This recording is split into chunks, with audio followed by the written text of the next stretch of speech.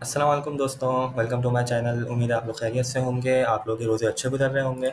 आज की वीडियो के अंदर हम लोग पाइथन के अंदर कुछ मज़ीद और डेटा टाइप्स पढ़ेंगे, जिसमें बाइनरी टाइप्स हम कवर करेंगे, बाइट्स बाइट्स एरे, नल की डेटा टाइप जो कि पाइथन के अंदर नन के नाम से होती है वो पढ़ेंगे, टाइप कास्टिंग देखेंगे।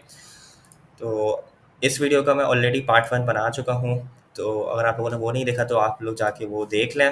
पार्ट 1 में मैंने जो दूसरी डेटा टाइप्स हैं उनके बारे में पढ़ाया था, जो रिमेनिंग डेटा टाइप्स रह गई थी वो मैं इस वीडियो के अंदर कवर कर लूँगा इंशाल्लाह। तो वीडियो शुरू करते हैं। वीडियो शुरू करने से पहले आप लोग, अगर आप लोगों ने मेरे चैनल को सब्सक्राइब नहीं किया तो चैनल को सब्सक्राइब कर दें। तो चलते हैं अपने वीडियो की तरफ। तो हमारे पास जो रेपो खुली हुई है पाइथन कोलैब की, जिसमें डेटा टाइप्स के फ़ोल्डर के अंदर हूँ मैं, और यहाँ पे मेरे पास लेसन है। इस पर राइट क्लिक करके न्यू टैब पे क्लिक करेंगे तो वहाँ पास न्यू टैब में खुल जाएगा। न्यू टैब में हमारे पास ओपन हो जाएगा एक डॉक्यूमेंट, जिसमें हमारे पास कुछ कोड्स अवेलेबल होंगे। तो यहाँ पे हम लोग देख लेते हैं मैपिंग टाइप। मैपिंग टाइप हम लोगों ने लास्ट वीडियो के अंदर कवर कर ली थी। यहाँ तक हम लोगों ने लास्ट वीडियो के अंदर कवर कर लिया था। तो हम लोग आज बाइनरी टाइप से स्टार्ट करेंगे। बाइनरी टाइप्स में हम बाइट्स और बाइट्स एरे पढ़ेंगे, और फिर मेमोरी व्यू है, फिर नन है, फिर टाइप कास्टिंग है। अच्छा, तो सबसे पहले तो मैं बाइनरी टाइप्स की बात करना चाहूँगा। तो बाइनरी का जो वर्ड है हमारे पास, अगर मैं उसकी बात करूँ, बाइनरी का जो वर्ड है, बाइनरी का मतलब होता है दो, टू। तो बाइनरी का मतलब होता है क्या, अगर हम लैंग्वेज में बात करें, टू। सही है। अच्छा, अब जिन लोगों ने कंप्यूटर पढ़ी है, जिन लोगों को कंप्यूटर्स का आइडिया है, जिन लोगों ने इंटर में या मैट्रिक में कंप्यूटर साइंस ली है, तो उनको पता होगा कि कंप्यूटर्स जो प्रोसेसिंग कर रहे होते हैं वो अपने बाइनरी या बिट वैल्यूज़ में कर रहे होते हैं। बिट क्या होता है अभी हम लोग देखेंगे इसको। तो बेसिकली आपकी कंप्यूटर स्क्रीन पे जो भी लिखा हुआ है, एजेंटिक एआई फाइल जो भी आपको नज़र आ रहा है, जो भी प्रोसेसिंग कर रहा है कंप्यूटर, वो किस में कर रहा होता है? मशीन कोड में कर रहा होता है। मशीन कोड क्या होता है? मशीन कोड कुछ हमारा इस तरीके से दिख रहा होता है। अगर मैं दिखाऊँ, नंबर्स में दिख रहा होता है, कुछ इस तरीके से दिख रहा होता है, 001110। तो 0 और 1 की वैल्यूज़ होती हैं। ये हमारा एक मशीन कोड है। ठीक है। ये कंप्यूटर्स की लैंग्वेज है हमारी। जो कंप्यूटर्स अंडरलाइंग प्रोसेसिंग कर रहा है, प्रोसेसिंग जो बैकग्राउंड पे प्रोसेसिंग कर रहा है, वो किस में कर रहा है? मशीन कोड में।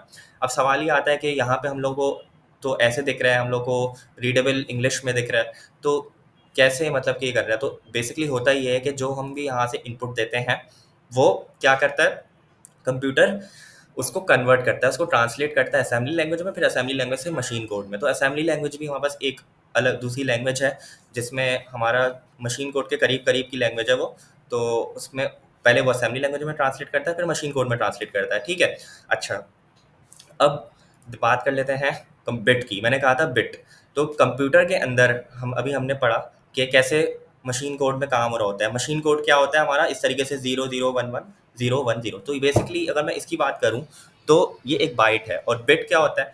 बिट का मतलब ये है कि एक बिट की दो वैल्यूज हो सकती हैं, या तो वो ऑन हो सकता है या फिर वो ऑफ हो सकता है। अगर तो वो ऑन है तो उसकी वैल्यू 1 है, अगर वो ऑफ है तो उसकी वैल्यू 0 है। 0 का मतलब ऑफ। सही है। एक कंप्यूटर के अंदर एक बिट जो है हमारे पास, उसकी दो वैल्यूज हो सकती हैं, या तो वो ऑन होगा या वो ऑफ हो सकता है। सही है। जैसे कि मैं लाइट बल्ब की बात करूं तो या तो वो ऑन होगा या ऑफ होगा, कोई बीच की स्टेट नहीं है उसकी। अगर मैं लाइट की बात करूं, पंखे की बात करूं, या तो ऑन है या ऑफ है। ठीक है। तो अगर ऑन है तो उसको हम 1 से रिप्रेजेंट करते हैं बिट को, अगर ऑफ है तो उसको 0 से। ठीक है। अच्छा, अब बात कर लेते हैं बाइट की। तो बाइट, अच्छा, ये नॉलेज मैं क्यों दे रहा हूँ? क्योंकि ये आगे काम आएगी आपके कॉन्सेप्ट के, इसलिए मैं थोड़ी सी बैकग्राउंड नॉलेज शेयर कर रहा हूँ, बता रहा हूँ। तो बाइट क्या होता है? बाइट 8 बिट्स का एक बाइट होता है। 8 बिट्स, ये कितने हैं? 1 2 3 4 5 6 7 8। तो ये 8 बिट्स हैं। सही है। और ये ऑन या ऑफ हो सकता है। हर एक बिट ऑन हो सकता है या ऑफ हो सकता है, या तो वो 0 हो सकता है या वो 1 हो सकता है। तो एक बाइट के अंदर 8 बिट्स होते हैं। सही है। 1 byte is equal to 8 bits. अच्छा, आगे चलते हैं। ये बात आपको याद रखनी है, कंप्यूटर बिट के अंदर ऑन ऑफ, एक बिट जो होता है उसकी वैल्यू क्या हो सकती है? ऑन ऑफ हो सकती है। और एक बाइट के अंदर 8 बिट्स होता है। ठीक है। मतलब ये कि इसके 256 डिफरेंट कॉम्बिनेशन हो सकते हैं। 1 1 1 0 0 0, ऐसे डिफरेंट कॉम्बिनेशन हम बना सकते हैं 1 और 0 से। ठीक है, एक बाइट के अंदर। अच्छा, मैं बात कर लेता हूँ इसकी एक और मजीद देख लेते हैं बाइट को। एक बाइट 8 बिट्स के बराबर होता है, ये अभी हमने पढ़ा। ये हमारे पास एक बिट है। सही है। और 1 बाइट इक्वल्स टू 8 बिट्स। ये कुछ कन्वर्जन है, इनको ज़रूरत नहीं है आपको करने की, बस ये मैं रिप्रेजेंटेशन के लिए बता रहा था कि एक बाइट के अंदर 8 बिट्स हैं, और हर एक बिट क्या हो सकता है? या तो ऑन हो सकता है या ऑफ हो सकता है, 0 हो सकता है या 1 हो सकता है। इसी तरीके से हम देख लेते हैं कि कंप्यूटर कैसे ट्रांसलेट कर रहा होता है। तो कंप्यूटर्स के अंदर जो हम लोग लेटर्स देख रहे होते हैं, जैसे कि लेटर एस, सही है, ये एस का एक एस की कोड होता है। एस की क्या होता है ये बाद में हम देखेंगे। बेसिकली एक कोड है, एस की कोड होता है एक, जो हर कैरेक्टर का एक अपना कोड होता है, और हर कैरेक्टर जो होता है वो हमारा एक बाइट के अंदर स्टोर होता है। अब एक बाइट क्या है, अभी हमने पढ़ा बाइट क्या होता है, ग्रुप ऑफ 8 बिट्स, एक group of 8 bits, 1 byte equals to 8 bits. तो हर एक लेटर जो हमारा होता है वो कहाँ स्टोर हो रहा होता है, एक बाइट के अंदर स्टोर होता है। ठीक है, कैसे हो रहा होता है आप देख लेते हैं। तो बेसिकली हो क्या रहा है यहाँ पे, 0 1 0 1 0 0 1 1 का एक बाइट है हमारे पास।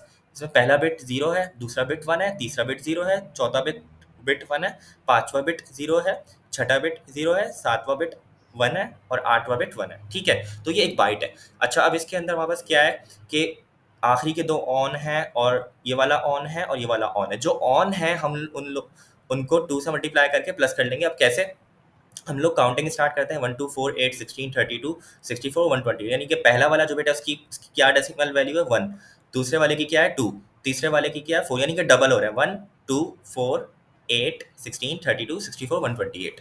ठीक है, अब हमारे पास कौन कौन से ऑन है, जो ऑन है उनको हम उनकी वैल्यू से मल्टीप्लाई करके प्लस कर देंगे। मतलब ये कि 1 मल्टीप्लाई बाय 1 कितना आया, 1 आया, 2 मल्टीप्लाई बाय 1 2 आया।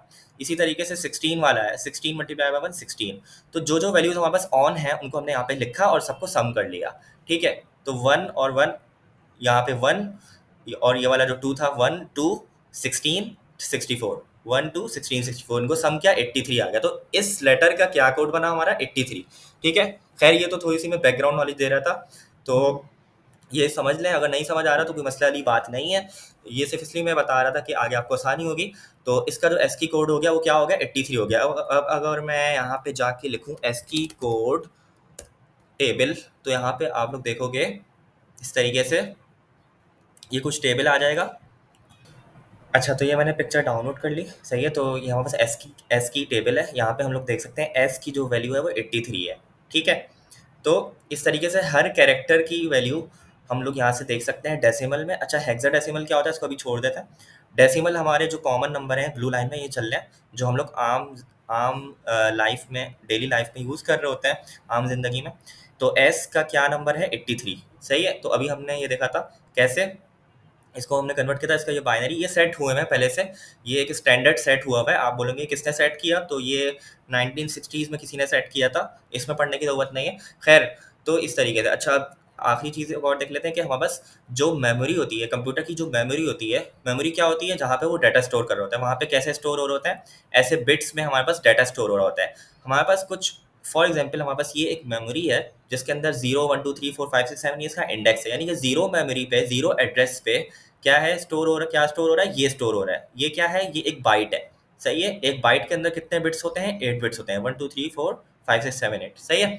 इसी तरीके से जो सेकंड वाला हमारे पास एड्रेस है उस पर क्या है, इस पर ये स्टोर हो रहा है, थर्ड वाले पे ये स्टोर हो रहा है, फोर्थ वाले पे ये स्टोर हो रहा है। इस तरीके से कंप्यूटर हमारे पास स्टोर कर रहा होता है, क्योंकि कंप्यूटर मैंने क्या बताया था, इंग्लिश में प्रोसेसिंग नहीं कर रहा होता, उर्दू में प्रोसेसिंग नहीं कर रहा होता, उसकी जो लैंग्वेज है वो क्या है, मशीन कोड। तो एक तरीके से ये बाइनरी में चीज़ों को स्टोर कर रहा होता है, सही है। बाइट में स्टोर कर रहा होता है। बाइट क्या है, बाइट के अंदर 8 बिट्स होते हैं, और हर एक बिट या तो 1 हो सकता है या 0 हो सकता है। ठीक हो गया, तो हर एक बिट क्या हो सकता है, 0 हो सकता है या 1 हो सकता है, ऑन हो सकता है या ऑफ हो सकता है। अच्छा, तो ये थोड़ी सी बैकग्राउंड नॉलेज मुझे देनी थी। अब हम चलते हैं अपने जो हमने एक्चुअल में चीज़ पढ़नी थी, बाइनरी टाइप्स। तो binary types I use to handle binary data. Binary data जो हमारे पास रॉ बाइट्स होते हैं, बाइनरी फाइल्स थी, अब आपको समझ आ गया होगा बाइट्स क्या है, बिट्स क्या है। तो बाइट्स के अंदर 8 बिट्स होते हैं, तो इनको हैंडल करने के लिए हमारे पास पाइथन के अंदर बाइनरी टाइप्स हैं। ठीक है, इम्यूटेबल होती हैं, इनको हम चेंज नहीं कर सकते, एक दफ़ा क्रिएट हो गई तो इनको चेंज नहीं किया जा सकता। अब हम देख लेते हैं कोड को। ठीक है, इसको हम कैसे डिफाइन कर रहे होते हैं, इसको हम लोग, ज़्यादा बड़ा हो गया, इसको हम ऐसे डिफाइन कर रहे होते हैं। बाइट डाटा, कोई भी वेरिएबल का नाम दे दिया, कुछ भी दे सकते हैं आप यहाँ पे इसकी टाइप हिंटिंग कर दी, चाहे तो उसको नहीं ले, इस तरीके से भी हो सकता है, मसला नहीं करेगा ये, सही है। यहाँ पे टाइप हिंटिंग की हुई है तो इसका इतना मसला नहीं है, ज़रूरी नहीं है आपको ये कर देना। उसके बाद यहाँ पे हमारे पास एक्चुअल में जैसे हम लोग स्ट्रिंग को डिफाइन कर रहे होते हैं, बेसिकली उसी उसी तरीके से कर रहे होते हैं। शुरू में हम बी लगा देंगे, सही है। अगर मैं इसको इस तरीके से लिखूंगा तो ये गलत हो जाएगा, ये फिर स्ट्रिंग है। ठीक है, तो इसको मैं यहाँ पे स्टार्ट में बी लिखूंगा, और बी के बाद मैं यहाँ पे क्या लिख दूंगा, ब्रैकेट्स, सॉरी ब्रैकेट्स कह रहा हूँ, इन्वर्टेड कॉमास के अंदर डबल कोटेशंस के अंदर हेलो लिख दूंगा। सही है, तो ये क्या होगा बेसिकली, ये हमारे पास बाइट्स का एक वेरिएबल बन गया, बाइट्स का एक वेरिएबल बन गया। इसमें हर एक लेटर है वो एक बाइट के अंदर स्टोर हो रहा है। ठीक है, जब मैंने इसको पढ़ा था तो मैं ये सोच रहा था भाई इसमें फ़र्क क्या हुआ। अगर मैं इसको रन करूँ कोड को, तो ये तो वही है, क्लास बाइट्स तो दे रही है लेकिन प्रिंट तो उसी तरीके से स्ट्रिंग कर रहा है, बस शुरू में इसने बी लगा के दे दिया। तो इसको समझने के लिए मैं एक एग्जाम्पल दिखाता हूँ। यहाँ पे मैं एक कोड रन करूँगा इस तरीके से, और अब देखते हैं क्या हो रहा है। मैंने एक कोड लिखा है यहाँ पे, byte data bytes B hello, ये वही कोड है। हेलो एक स्ट्रिंग नहीं है, बाइट्स है। सही है, अब देखते हैं क्या हो रहा है। मैंने एक फॉर लूप लगाया। अच्छा, पाइथन के अंदर जिन लोगों ने फॉर लूप पढ़ा हुआ है तो उन लोगों को समझ आ गया होगा क्या हो रहा है, जिन लोगों ने नहीं पढ़ा थोड़ा सा बता देता हूँ मैं। ये एक वेरिएबल हमने डिफाइन किया, इसको हम कुछ भी दे सकते हैं, इसको मैं आई भी दे सकता हूँ। ठीक है, कुछ भी दे सकते हैं, फिर यहाँ पे भी आई हो जाएगा, यहाँ पे भी आई हो जाएगा, लेकिन अभी बाइट दिया हुआ है तो बाइट दे देना। इसको हम कुछ भी दे सकते हैं। एन एक कीवर्ड है पाइथन का, फॉर भी एक कीवर्ड है पाइथन का।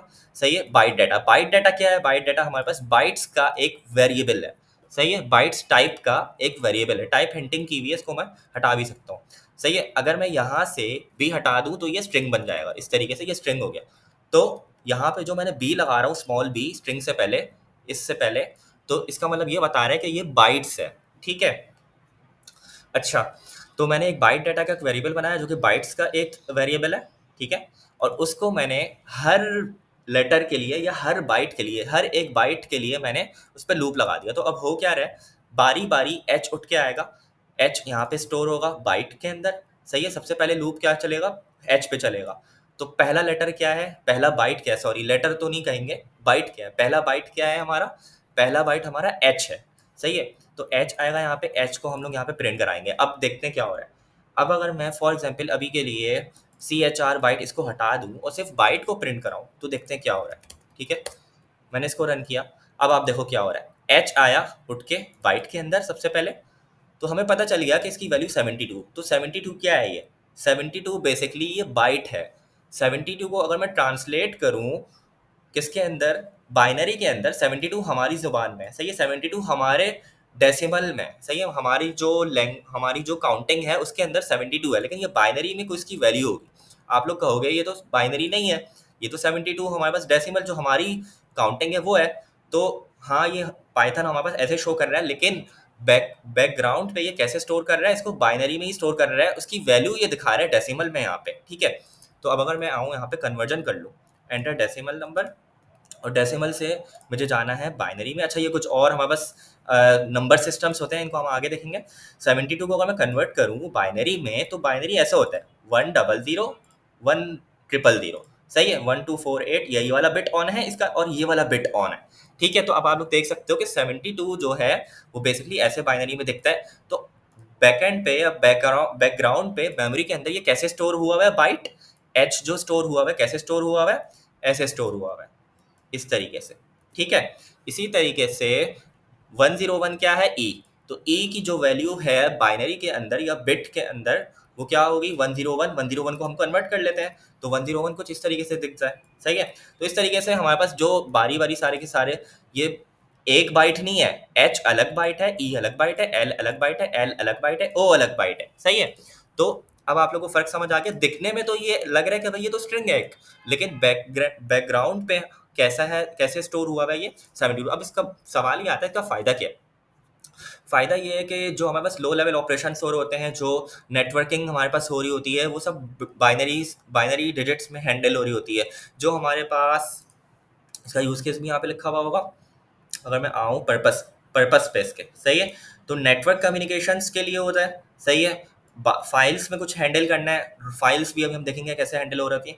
फाइल्स के अंदर हमारे पास बाइनरी डाटा होता है। ठीक है, तो अच्छा ये कुछ सही है, तो फाइल्स में हमारे पास इस तरीके से हैंडल हो रहा होता है, डाटा एक्सचेंज हो रहा होता है फाइल्स में, नेटवर्क कम्युनिकेशन में, और रॉ डाटा होता है। जब हमारे पास लो लेवल पे बात आती है कि लो लेवल पे हमें डाटा हैंडल करना है, नेटवर्क के अंदर कहीं हमें डाटा सेंड करना है, किसी और नेटवर्क पे डाटा सेंड कर रहे हैं, तो हम वो बिट्स या बाइट्स में सेंड कर रहे होते हैं। सही है, अच्छा, तो अब मैं वापस से सी एच आर बाइट लगाता हूँ। अब ये क्या करेगा, ये करेगा कि इस बाइट की वैल्यू को ये कैरेक्टर में कन्वर्ट कर देगा। सही है, तो बेसिकली ये करेगा कि अब हमने क्या किया, इसको जो इसका कैरेक्टर है वो उसी को हमने टाइप कास्ट कर दिया। ये बेसिकली टाइप कास्टिंग कर रहे हैं। बाइट से हम लोग इसकी टाइप क्या कर रहे हैं, चेंज करके कैरेक्टर में कर रहे हैं। ठीक है, तो बाइट की जो भी वैल्यू है 72, उसके अगेंस्ट इसने क्या दे दिया, कैरेक्टर दे दिया। ठीक हो गया। अच्छा, अब इसी तरीके से अगर मैं स्ट्रिंग की बात कर लूँ तो स्ट्रिंग में हमारे पास कुछ कुछ नहीं हो रहा होता। सिंपल स्ट्रिंग का तो आप लोगों को पता ही है कि कैसे काम कर रही होती है। एक स्ट्रिंग ले ली, data hello for character in data, और कैरेक्टर की हम लोग कैरेक्टर को प्रिंट करेंगे तो यहाँ पे एच प्रिंट हो जाएगा, और यहाँ पे कैरेक्टर की ऑड जो हमारे पास फंक्शन है वो क्या कर रहा है, इसको बाइट्स में कन्वर्ट करके दे रहा है, यानी इंटीजर रिटर्न करेगा, यानी कि इसकी वो बाइट की वैल्यू बता देगा, सिंपल ही करेगा। ठीक है, तो मैं इसको रन करूँ तो ये उल्टा काम हो रहा है। अब हमारे पास स्ट्रिंग है, एक स्ट्रिंग को हम लोग कैरेक्टर, एक एक कैरेक्टर बारी बारी फॉर लूप के अंदर ले रहे हैं और कैरेक्टर को प्रिंट कर रहे हैं, और उस कैरेक्टर के अगेंस्ट जो उसकी वैल्यू है, कौन सी वैल्यू है, बाइट्स की जो वैल्यू है, इसकी जो इंटीजर की वैल्यू है वो रिटर्न हो रही है 72, इस तरीके से। ठीक है, तो ये हमारे पास स्ट्रिंग बोल, तो अब आप लोगों को समझ आ गया होगा इसका फर्क। बज़ाहिर तो देखने में लग रहा होगा कि ये दोनों सेम है, सही है, बस यहाँ पे एक बी लगा दिया है। इससे क्या फ़र्क पड़ रहा है, इससे फ़र्क ये पड़ रहा है कि ये बाइट्स बिट सॉरी बाइट्स बन रहा है एक, ये बाइट्स में स्टोर हो रहा है, और इसको हम लोगों ने देख भी लिया अभी कि इसकी वैल्यूज़ जो हमारे पास थी वो प्रिंट होके आ रही थी। ठीक है, अच्छा, अब आगे चलते हैं। तो यहाँ पे हमारे पास कुछ भी नहीं हो रहा है, इसकी टाइप प्रिंट कर दी है, क्लास बाइट्स आ गया, और बाइट डाटा ऐसे ही प्रिंट होके आ गया, बी हेलो। ये बी क्या बता रहा है कि ये बाइट्स का वेरिएबल है, सही है। अच्छा, अब इसी तरीके से हमारे पास अगली एग्जांपल में क्या हो रहा है, एक इमेज है। तो यहाँ पे क्या है कि it's just an example to give you feel about how to work with binary data. तो इमेजेस जो होते हैं हमारे पास, जो ऐसा डाटा होता है, उनको हम बाइनरी में हैंडल कर सकते हैं, सही है। तो अब इस कोड को अगर मैं रन करूंगा तो मुझे यहाँ पे एरर देगा कि वो कर क्या रहा है, विथ ओपन अपोलो 11.jpg। इसने एक इमेज लिया, उस इमेज को ओपन कर रहा है रीड बाइनरी इस फॉर्मेट में, सही है। ये आरबी क्या है इसको हम देख लेंगे बाद में। ये बेसिकली इमेज को ओपन करेगा इस फॉर्मेट के अंदर, सही है, इस मोड के अंदर। बाइनरी मोड है ये हमारे पास, सही है। Open an image file in binary mode, हम इसको डिफाइन कर रहे हैं कि रीड कर रहे हैं, इस इमेज को हम रीड कर रहे हैं, सही है। एज इमेज फाइल, इसको हम कुछ भी नाम लिख सकते हैं यहाँ पे कि इमेज फाइल एक वेरिएबल की तरह ट्रीट होगा। अब अंदर जाते हैं इसके विद के अंदर, तो इसको आप एज अ फंक्शन ट्रीट कर लो, अभी के लिए समझ लो कि फंक्शन के अंदर, क्योंकि इंडेंटेशन हुई हुई है पाइथन के अंदर, हमारे पास इंडेंटेशन हो रही होती है। इसका मतलब ये है कि विद की बॉडी के अंदर ये वाली लाइन लिखी गई है, और ये जो लाइन लिखी गई है ये बाहर है विद से, सही है। तो विद की बॉडी के अंदर ये वाली लाइन लिखी गई है। इमेज डाटा, सही है, इमेज डाटा हमने एक वेरिएबल बनाया, और इमेज फाइल जो हमने फाइल को अभी ओपन करेंगे, जो फाइल ओपन की है अभी हमने, ये वाली फाइल ओपन की है अपोलो 11.jpg, उसको हमने कहाँ स्टोर कर लिया, इमेज फाइल के अंदर। इमेज फाइल में जाओ और रीड करो, और रीड करने के बाद जो भी हमारे पास रीड होगा वो कहाँ पे स्टोर हो जाएगा, इमेज डाटा के अंदर। और इमेज डाटा के अंदर हम जब हमारे पास स्टोर हो गया तो उसको हम प्रिंट करा देंगे। तो हम चेक करते हैं कि क्या चीज़ हमारे पास प्रिंट होकर आएगी। अभी अगर मैं इस कोड को रन करूंगा तो मुझे एरर देगा, ठीक है। इसको मैं रन करता हूँ, मुझे एरर दे रहा है, फाइल नॉट फाउंड। तो मैं यहाँ से फाइल अपलोड करूंगा अपनी, मैं यहाँ पे आऊँगा इस फाइल्स के अंदर, यहाँ से अपलोड कर दूंगा। मेरे पास यहाँ पे डेस्कटॉप पे एक फ़ाइल पड़ी हुई है अपोलो 11 की, सही है, और इसने यहाँ पे लोड कर दी। अब यहाँ पे जो मेरी स्पेलिंग है वो स्पेलिंग गलत है, तो मैं यहाँ पे स्पेलिंग सही कर लेता हूँ, APP है, सही है, APPOLLO 11। अब मैं इसको रन करता हूँ कोड को, अब देखते हैं क्या होता है। तो मैंने अब इसको रन किया तो इसने, इसको फाइल वो मिल गई, ठीक है, इसको वो फाइल मिल गई। इसने फाइल को ओपन किया एज इमेज फाइल और उसको रीड कर लिया। रीड क्या करेगा ये, रीड उस इमेज फाइल को किस मोड में उसने ओपन किया था, बाइनरी मोड के अंदर। जब उसने बाइनरी मोड के अंदर ओपन किया तो इमेज फाइल के अंदर बाइनरी वैल्यूज होंगी कुछ, उसने उसको रीड किया और रीड करके इमेज डाटा के अंदर कॉपी कर दिया, और इस इमेज डाटा के वेरिएबल को हमने प्रिंट किया।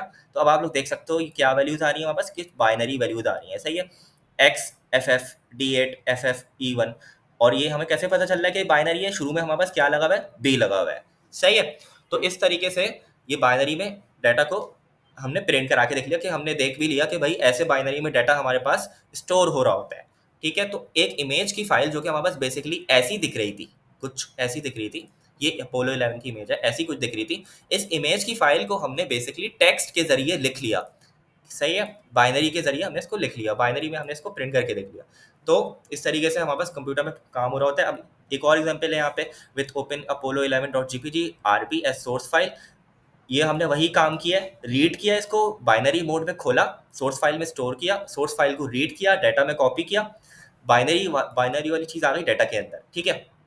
अब क्या कर रहे हैं, write the binary data to new image file. अब हमारे पास एक और मोड होता है, एक आरबी था रीड बाइनरी का, एक है राइट बाइनरी। इसमें हम रीड कर रहे थे, इस वाली चीज़ में हम राइट कर रहे हैं। मतलब ये कि जो अभी हमने यहाँ पे स्टोर करा है डाटा, उस डाटा को हम लोग राइट कर देंगे टारगेट फाइल। टारगेट फाइल क्या है? एक हमने बेसिकली नई फाइल बनाई कॉपी डॉट जेपीजी, सही है।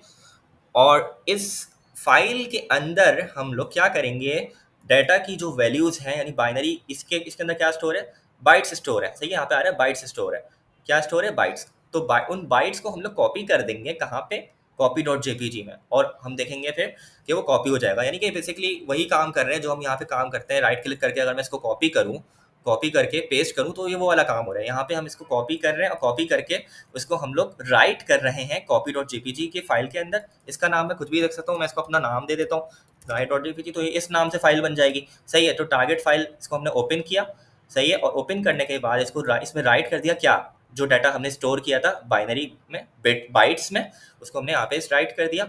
और फिर हम लोग जब ये वाला काम हो जाएगा तो हमें आप सिर्फ एक टेक्स्ट डिस्प्ले करा दिया, इमेज कॉपीड सक्सेसफुली, ठीक है। तो इसको मैं रन करूँगा। अच्छा, ये वही बोल रहा है कि नाम सही नहीं है आपका, फाइल नॉट फाउंड, तो मैंने इसका नाम सही कर दिया। अब इमेज कॉपीड सक्सेसफुली देखेंगे कैसे भाई कि आया नहीं आया, तो हम फाइल्स में चलते हैं अपनी, यहाँ पे देखेंगे जाहिर डॉट जेपीजी आ गया। इसको मैं ओपन करूँगा तो यहाँ पे ये ओपन होके भी फाइल आ जाएगी, ठीक है। तो हमने फाइल को रीड किया पहले, सही है, बाइनरी में, फिर उसको बाइट्स में स्टोर करा के डाटा के अंदर उसको राइट कर दिया इस फाइल के अंदर, ठीक हो गया। तो आगे चलते हैं बाइट एरे। तो बाइट एरे भी हमारे पास सिंपली सीक्वेंस ऑफ बाइट्स होती है, बाइट्स की तरह, लेकिन फ़र्क ये होता है ये म्यूटेबल होती है। म्यूटेबल मतलब कि ये चेंजेबल होती है, इसको हम लोग अपडेट कर सकते हैं, सही है। इसको हम लोग, इसके जो बाइट्स हैं उसको हम लोग अपडेट कर सकते हैं। क्या लिखा हुआ है, like bytes but allows modification of its content. जिसका कंटेंट होता है, जो बाइट्स होते हैं, उनको हम मॉडिफाई कर सकते हैं, अपडेट कर सकते हैं या चेंज कर सकते हैं, ठीक है। तो इसको अभी हम लोग देखते हैं आगे। फिर हमारे पास कुछ है नंबर सिस्टम। अच्छा, नंबर सिस्टम्स क्या होते हैं? बेसिकली हम जो आम ज़िंदगी में जो नंबर सिस्टम इस यूज़ कर रहे होते हैं वो होता है डेसिमल। यानी कि आपके नंबर्स कितने हैं, कितने होते हैं हमारे नंबर्स, 10 नंबर्स होते हैं। The decimal system is a standard numerical system use in everyday life, सही है। एवरीडे लाइफ में इस्तेमाल हो रहा होता है बेस्ड ऑन 10 डिजिट्स। 0 से 9 तक हमारे पास डिजिट्स होते हैं, यानी कि टोटल 10 डिजिट्स हैं, सही है। अब अगर मैं बाइनरी की बात करूँ तो बाइनरी में 2 डिजिट्स हैं, 0 और 1। डेसिमल की बात करूँ जो हम लोग इस्तेमाल कर रहे हैं उसमें 0 से 9 है।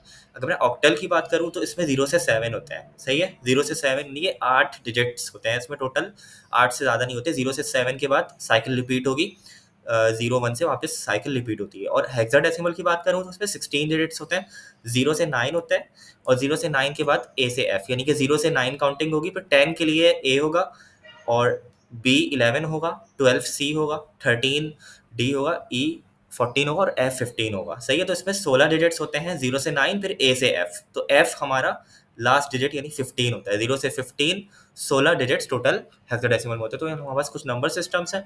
एस की है हमारे पास, एस की तो बेसिकली नंबर सिस्टम नहीं है, एस की हमारे पास American standard code of information exchange है, जो कि मैंने दिखाया था अभी आप लोगों को पिक्चर में, जिसमें हमारे पास कैरेक्टर्स की इनकोडिंग हुई भी होती है। 128 कैरेक्टर्स होते हैं इसमें, और 0 से 127 इसका कोड होता है, ठीक है। तो ये हमारे पास कुछ नंबर सिस्टम्स हैं, 4 नंबर सिस्टम बेसिकली हमारे पास यूज हैं। कंप्यूटर बाइनरी यूज़ कर रहा होता है, हम लोग क्या यूज़ कर रहे होते हैं, हम लोग डेसिमल यूज़ कर रहे होते हैं, ठीक है। अच्छा, इसके बाद हम चलते हैं बेस नंबर सिस्टम। ये वही नंबर सिस्टम को डिफाइन कर रहे हैं, इसकी अभी ज़रूरत नहीं है हमें। तो आगे चलते हैं बाइट एरे। अब बाइट एरे को हम लोग देख लेते हैं, बेसिकली इसकी इंप्लीमेंटेशन क्या है, उसका कोड देख लेते हैं थोड़ा सा। तो बेसिकली यहाँ पे इन लोगों ने क्या किया, एक बाइट एरे का एक वेरिएबल बना दिया बाइट एरे का, ठीक है, बाइट अंडरस्कोर एरे। इसकी टाइप डिफाइन कर दी, टाइप हिंटिंग कर दी, ठीक है। अगेन इसको हम लोग, ज़रूरी नहीं है, इसको हम लोग यहाँ से हटा भी सकते हैं। तो ये बाइट एरे डिफाइन करने के लिए हमें क्या चाहिए होता है, एक बाइट एरे का हम लोग यहाँ पे कंस्ट्रक्टर यूज़ कर रहे हैं, बाइट एरे लिखा, और एक ये कंस्ट्रक्टर है। कंस्ट्रक्टर अगर आप लोगों को नहीं पता तो ऊप का कॉन्सेप्ट है कंस्ट्रक्टर, आप लोग पढ़ लीजिएगा, मैंने पुरानी वीडियोस में भी बताया हुआ है, ये बहुत टाइम पहले मैंने वीडियोस में बताया हुआ है। तो ये बाइट एरे का कंस्ट्रक्टर है, इसमें हम लोग एक एरे पास कर रहे हैं। ये एरे नंबर इंटीजर के एरे है, सही है। डेसिमल नंबर सिस्टम है कि 65, 66, 67, 69 ये हमारा डेसिमल नंबर सिस्टम है, ठीक है। तो इसमें हमने कुछ एरे एक पास कर दिया है, किसके अंदर, बाइट एरे के कंस्ट्रक्टर के अंदर, ठीक है। तो बाइट एरे के कंस्ट्रक्टर के अंदर हमने क्या पास कर दिया, एक एरे, ठीक है। ये क्या कर रहा है, ये बाइट एरे का कंस्ट्रक्टर क्या कर रहा है, ये बाइट एरे क्रिएट कर रहा है, ठीक है। तो पहली लाइन क्या कर रही है, बाइट एरे क्रिएट कर रही है। उसके बाद सेकंड लाइन में हमने सिर्फ इसकी टाइप प्रिंट कर दी है बाइट एरे की, जो कि हमारे पास क्लास बाइट एरे आ गई। इसे बता दिया कि ये वेरिएबल जो बाइट एरे का है ये कौन सी टाइप है, बाइट एरे से बिलोंग कर रहा है, बाइट एरे की क्लास से। और उसके बाद हमने बाइट एरे इटसेल्फ प्रिंट कर दी, तो उसका हमारा आउटपुट क्या आया, byte array equals to byte array A B C E. तो ए क्या है, 65 हमारे पास ए है, बी हमारे पास 66 है, सी हमारे पास 67 है, इसके बाद 68 डी होता है और 69 ई होता है, तो ई हमारे पास 69 है। ठीक है, तो ये क्या है हमारे पास पहला बाइट हमारे पास ये, क्योंकि बाइट का एरे है, ऊपर हमारे पास सिर्फ बाइट्स हम डायरेक्टली डिफाइन कर रहे थे, तो यहाँ पे जो पहला बाइट है वो 65 ये पहला बाइट हो गया, ये सेकंड बाइट हो गया, थर्ड बाइट, फोर्थ बाइट। इसके आगे अगर मैं यहाँ पे 71 भी डिफाइन कर दूं तो ई के बाद एफ स्किप होकर जी आ जाएगा। ठीक है, तो यहाँ पे जी भी आ गया। अच्छा, अगर हमें कोई एक बाइट एरे को एक्सेस करना है तो हम इस तरीके से एरे के सिंटेक्स से कर सकते हैं, स्क्वायर ब्रैकेट्स और यहाँ पे 0 1 लिखूंगा तो फिर दूसरा वाला एलिमेंट आ जाएगा, 2 लिखूंगा तो तीसरा एलिमेंट आ जाएगा। ठीक है, अगर इसको मैं कैरेक्टर में कन्वर्ट करना चाह रहा हूँ, अब यहाँ पे ऑब्वियसली अगर मैं इसको इस तरीके से लिखूंगा तो एक्चुअल बाइट जो है हमारा वोट क्या आएगा। अगर मैं इसको कन्वर्ट करना चाह रहा हूँ कैरेक्टर में, तो इस पूरे को हम टाइप कास्ट कर देंगे सिंपल, इस पूरे को हम लोग किसके अंदर रख देंगे, कैरेक्टर के फंक्शन के अंदर पास कर देंगे। तो बेसिकली ये क्या लिखा हुआ है, बाइट एरे 0, बाइट एरे 0 का मतलब क्या है 65, तो फिर यहाँ पे मैं 65 ऐसे लिख दूँ तो बात बराबर है, कैरेक्टर के अंदर 65 जाएगा, ए रिटर्न होके आ जाएगा। ठीक है, तो ये ऐसे लिखा हुआ है, इसका मतलब ये 65 है, 65 कैरेक्टर के अंदर गया, ए हमारे पास यहाँ पे प्रिंट होके आ गया। ठीक है, ये तीसरी लाइन में तीसरा प्रिंट हमारे पास क्या है, ए। उसके बाद हमारे पास एम्प्टी बाइट एरे है, तो ये सिर्फ एम्प्टी बाइट एरे हमारे पास एम्प्टी कंस्ट्रक्टर हमने दे दिया है, तो ये एम्प्टी बाइट एरे आ गया। ठीक है, अच्छा अब फ़र्क क्या है दोनों में, फ़र्क क्या है बाइट्स और बाइट एरे में, क्या फ़र्क है मैं दिखा देता हूँ छोटा सा फ़र्क। मैंने यहाँ पे क्या किया है, एक बाइट एरे एक बाइट्स बनाया है, सिर्फ बाइट है ये, सही है, बाइट एरे नहीं है, बाइट्स है, बाइट्स का ऑब्जेक्ट है, बाइट्स का वेरिएबल है, तो यहाँ पे हेलो और मैं इसको प्रिंट करूंगा। और मैं क्या करूंगा कि बाइट्स के जो जीरो जो पहला वाला बाइट है इसमें, ठीक है, उसमें मैं क्या करूंगा 77 इसको असाइन करूंगा। 77 क्या है हमारे पास, कोई दूसरा लेटर है, और फिर मैं इसको प्रिंट करने की कोशिश करूंगा। तो अब हम इस प्रोग्राम को रन करके देखते हैं, और इसको मैं रन करके देखूंगा तो यहाँ पे ये बोल रहा है bytes object does not support item assignment, बोल रहा है आइटम असाइनमेंट सपोर्ट नहीं करता। आइटम असाइनमेंट हमारे पास क्या हो रहा है, आइटम असाइनमेंट ये लाइन, लाइन नंबर 16, ये लाइन हमारे पास आइटम असाइनमेंट, क्योंकि हम इसको असाइन करने की कोशिश कर रहे हैं। क्या असाइन कर रहे हैं, 77, 77 हम किसको असाइन कर रहे हैं, जो पहला लेटर है, बाइट्स 0, बाइट 0 का मतलब एच। तो ये असाइन नहीं हो पाएगा क्योंकि ये हमारे पास इम्यूटेबल है, चेंज नहीं कर सकते इसको हम। इसी को अगर मैं कर दूं बाइट एरे, और यहाँ पे मैं इसको बाइट एरे के अंदर मैं इसको पास कर दूं इस तरीके से, अब देखते हैं क्या आउटपुट आता है। अब मैंने सिर्फ इसको बाइट एरे कर दिया, और अब आप लोग देखोगे कि ये अपडेट हो गया, एच की जगह हमारे पास 77 वाला कैरेक्टर आ गया, एम, एच की जगह एम आ गया। ठीक है, तो ये हमारे पास बाइट एरे चेंजेबल होती है, मॉडिफाई हो सकती है, और बाइट्स हमारे पास चेंजेबल नहीं होता। आगे चलते हैं, UTF-8 क्या है। UTF-8 बेसिकली मैं समझा देता हूँ थोड़ा सा, कि बस UTF-8 का मतलब ये होता है कि आपके पास जितने भी कैरेक्टर्स हैं उनको हम लोग रिप्रेजेंट कर रहे होते हैं, सही है। Character encoding that can represent every character, her character जो होता है हमारे पास यूनिकोड स्टैंडर्ड में रिप्रेजेंट हो रहा होता है, जैसे कि ई है, एफ है, जी है, एच है, वो सब हमारे पास जो स्ट्रिंग्स हैं ये सारी की सारी। और जो दूसरे कैरेक्टर्स हैं, इवन इमोजी भी हमारे साथ हैं, वो UTF-8 में रिप्रेजेंट हो रहे होते हैं। इनको बस अभी इतना ही समझने की जरूरत है, ज़्यादा नहीं समझा।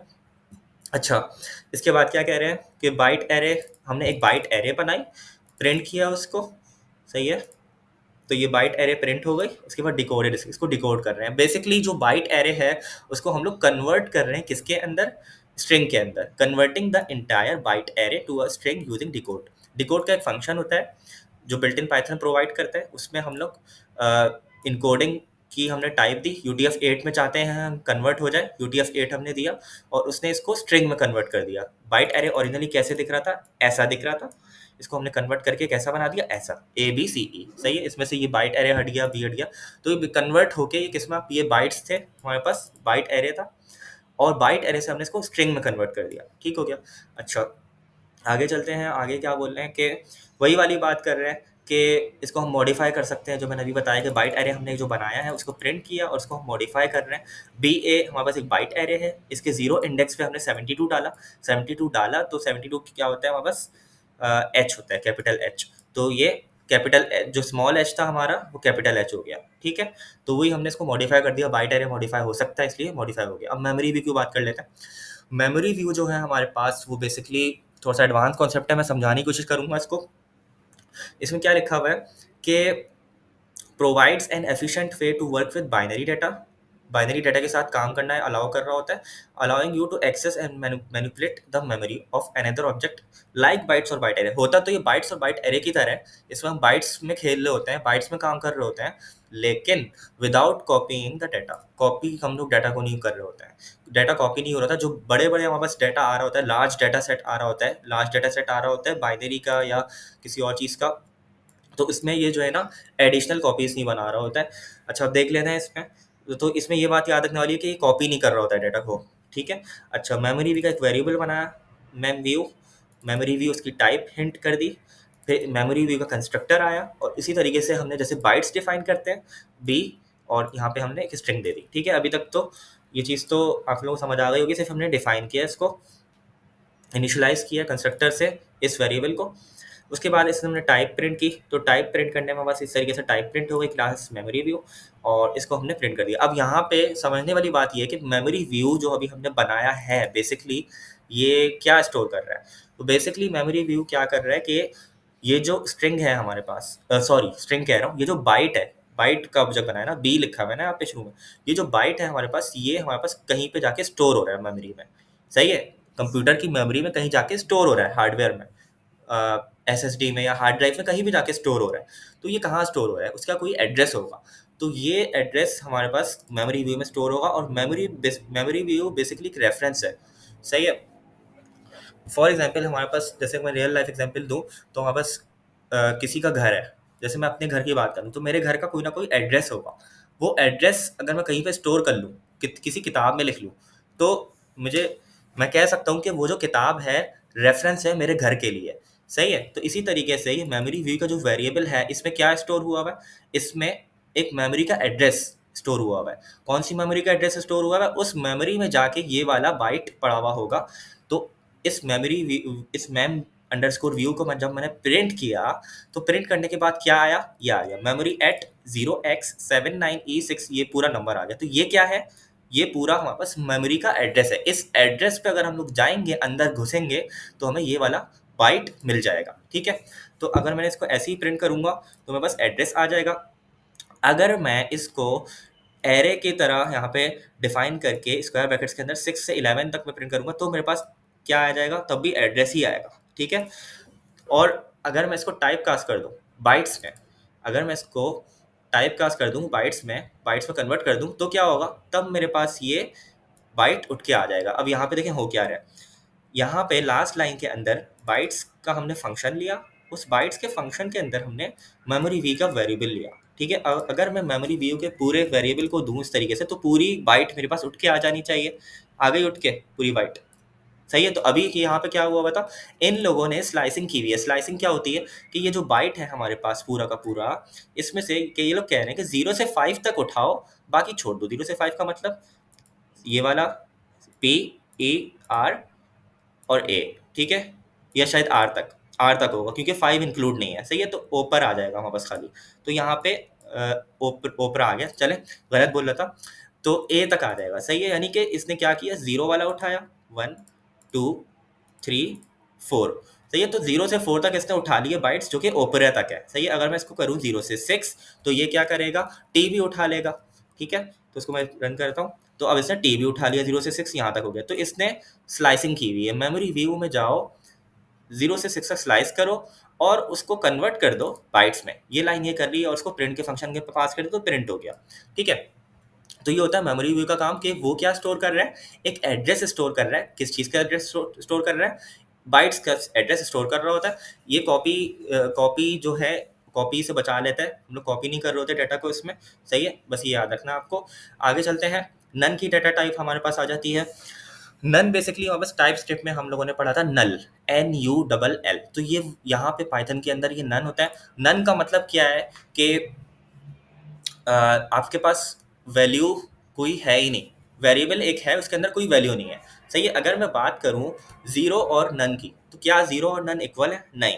जीरो हमारे पास एक वैल्यू है, आप बोलोगे जीरो तो कुछ है ही नहीं, सही है, लेकिन जीरो हमारे पास एक वैल्यू है, उसको आप डिफाइन कर सकते हो कि भाई मेरे पास कुछ भी नहीं है, सही है। जीरो हमारे पास एक वैल्यू है।